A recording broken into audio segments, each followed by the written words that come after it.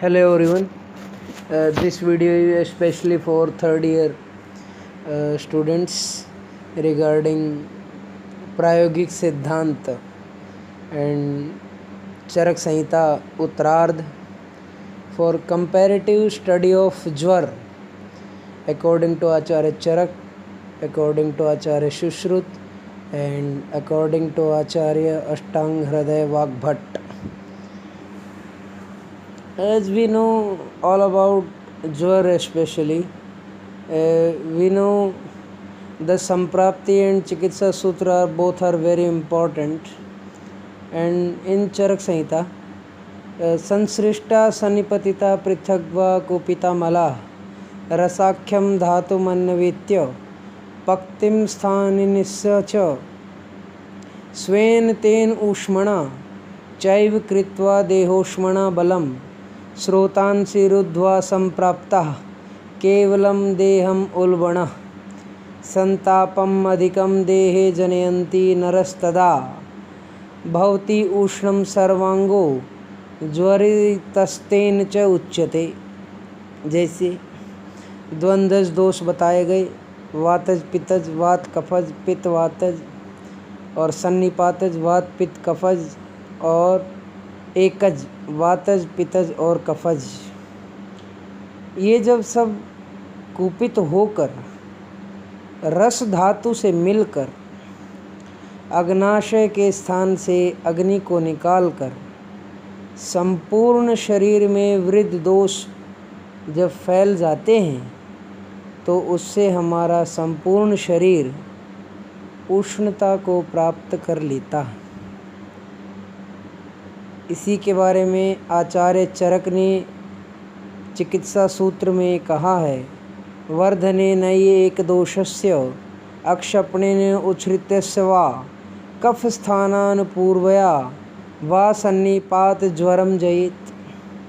सन्निपात ज्वर का जो चिकित्सा सूत्र है उसमें एक दोष को बढ़ाकर और बढ़े हुए को घटाकर अथवा कफ स्थान के अनुसार हमें चिकित्सा करनी चाहिए.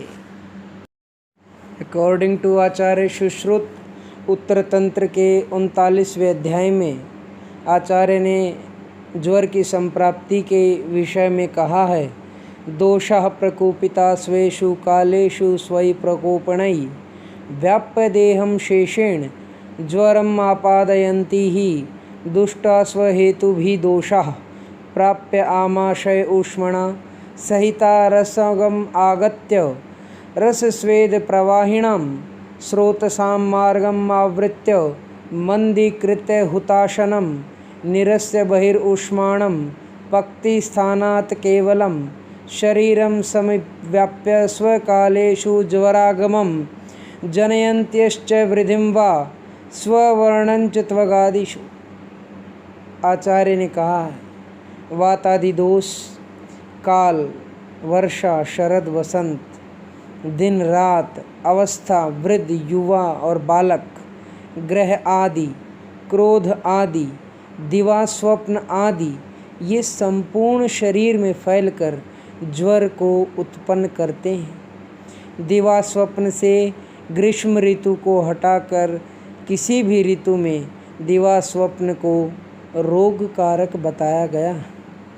दूषित दोष आमाशय में पहुंचकर पाचकाग्नि, धात्वाग्नि व दोषाग्नि से मिलकर रसवाहक, स्वेदवाहक मार्गों एवं स्रोतसों का अवरोध करके जठराग्नि को मंद कर पक्ति स्थान से ऊष्मा निकालकर संपूर्ण शरीर में फैल जाते हैं और इसी से सभी प्रकार के ज्वर के वेगों को उत्पन्न करते हैं. आचार्य सुश्रुत ने इसके लिए चिकित्सा क्रम का वर्णन किया.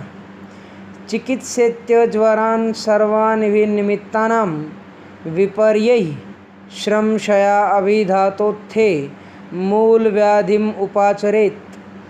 सर्व प्रकार के ज्वरों की चिकित्सा इनके कारणों के विपरीत करनी चाहिए, किंतु परिश्रम, रस रक्तादि धातुक्षय और अभिघात से उत्पन्न हुए ज्वर में मूल व्याधि की ही चिकित्सा करनी चाहिए।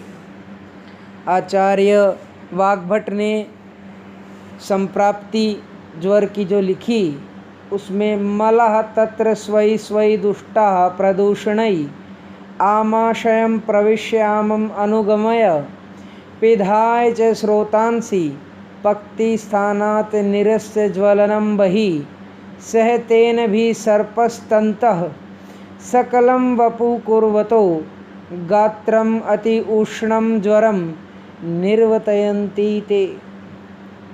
प्रकोपक कारणों से दूषित होकर आमाशय में प्रविष्ट होकर आम से मिलकर स्रोतों अवरोध करके पक्ति स्थान से अग्नि को निकालता है, संपूर्ण शरीर में फैलकर संपूर्ण शरीर को तपाता है और यहीं से ज्वर को उत्पन्न करता है। आचार्य वाग्भट ने ज्वर के चिकित्सा सूत्र के विषय में लिखा है, लंघनम स्वेदनम कालो यावगवस्ति कतको रसः पाचन अन्य विपक्वानाम दोषाणाम तरुणे ज्वरः। लंघन, स्वेदन का आप विशेष ध्यान रखेंगे। पैतिक ज्वर में स्वेदन निषेध है।